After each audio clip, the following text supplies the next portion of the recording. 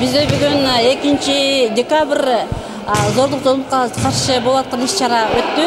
Бул иш-чарада биз катышып, өзүбүз иш-чарадан кийин мынтип чыңдаш үчүн мынтип таймаш уюштурдук. Ишканалар аралыгында бул жерде азыр мектептер, лицей, гимназия мектеп, больница, медиктер аралыгындагы таймаш өтүп атат. Bizde баары жакшы, көңүлдөр жакшы, өзүбүзгө өзүбүз мотивация берип, күрөшүп, мынтип зордукка каршы күрөшүүнүн негизинде болуп аткан иш-чарада баары жакшы болуп атат. Алга bizde баары жакшы, жеңебиз зордук зомбулукта.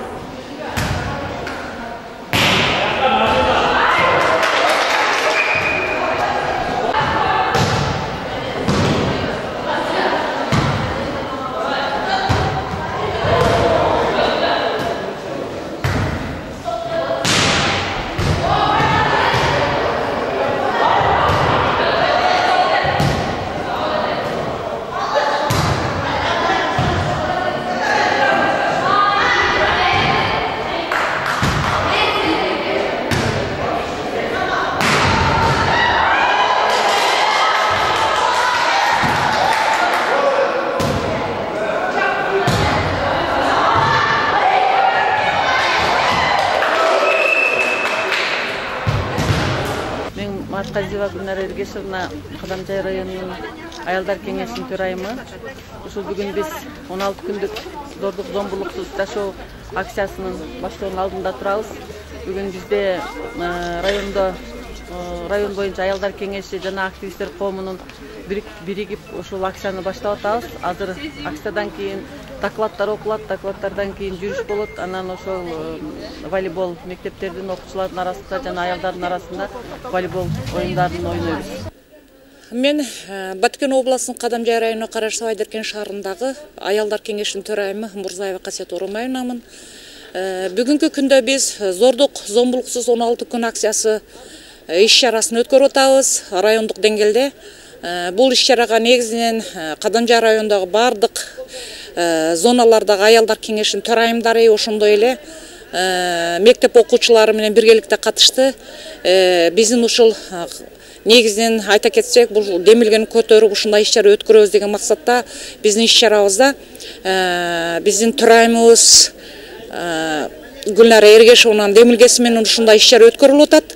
Бүгүнкү күндө биз акцияны өткөрүп атабыз. Акцияда негизинен ушул көйгөйлүү маселе биздин ушул зордук зомбулуксуз 16 күндү иш-чарасын мектептерде, мекеме ишканаларда, бардык жерлерде өткөрүлүп атат. Акыркы мезгилдерде өтө көңүл бөлүш керек болуп атат. Себеби дегенде зордук зомбулуксуз 16 күндүн түрлөрү бар. Физикалык, психологиялык, ошондой сексуалдык ар кандай ушундай азыркы мезгилде ушундай түрлөрү болуп атат. Негизинен бардык мектептерде окуучуларды ушундай зордук зомбулуксуз алдын алуу максатында класс сааттардан өткөрүлүп келе жатат. Келген акцияга келип катышкандар, окуучулар, мугалимдер, эжелер. Мына бүгүн биз Кадамжай райондук эмгек социалдык камсыздоо жана миграция башкармалыгында үй бүлөнү жана балдарды коргоо бөлүмүндө бизде азыр 0 жаштан 18 жашка чейинки балдарыбыз 85.012 түзүп акциясын өткөрүп атабыз. Кадамжай как раз рай администрациясынын алдында биз мектептерде дагы ушул иш-чаралар өткөрүп келүүдөбүз. Урматтуу биздин окуучуларыбыз, келечектин биздин жаштарыбыз дегендей, бул баардыгыбыздын бул көйгөйүбүз ушул зордук, зомбулуксуз алдын алуу максатында көптөгөн иш-чаралар өткөрүлүп атат мектептерде, баардык иш-чараларда. Ошондуктан негизинен түрлөрүгө мен басым жасап кетейин. Анда зомбулуктун физикалык, сексуалдык, психологиялык, санариптик, экономикалык жана башка түрлөрү бар. Бул зордук, зомбулук адам бийликке жетүү жана өнөктөшүнү көзөмөл жүргүзүү үчүн колдонуучу жүрүм-турум үлгүлөрү болгондо көрүнөт. Физикалык зомбулукка басым жасап кетсек, анда уруп согуу же түртүү, үйдөн чыгарбоо же үйгө киргизбөө, өлтүрөм деп коркутуу, ден соолукка, коопсуздукка же зомбулук бир адамдын кепилденген жарандын жеке кул тийбестик укугун бузууга, экинчи адамдын психикалык жана дене боюна таасир этүүсү. Дене бойго зомбулук адамдын организмине түздөн түз залал келтирүүдөн, уруп согуудан, денесине жаракат келтирүүдөн, аркылуу ыкмалар менен жабыркалууда. Анын ичинде кандайдыр бир заттарды жана нерселерди колдонуу менен жана башкалар менен көрүнөт. Психикалык зомбулук жабырлануучунун каршылык көрсөтүүгө эркин майтаруу үчүн адамдын психикасына зордук зомбулукка каршыбыз! Каршыбыз! Биз зордук зомбулукка каршыбыз! Каршыбыз! Biz zorluk karşı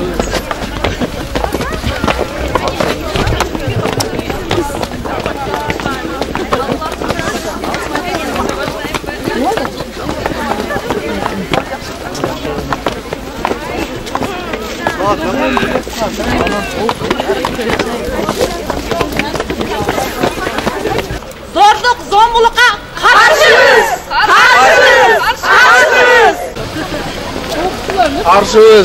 karşıyız. Karşımız zorluk zombuluk'a karşımız.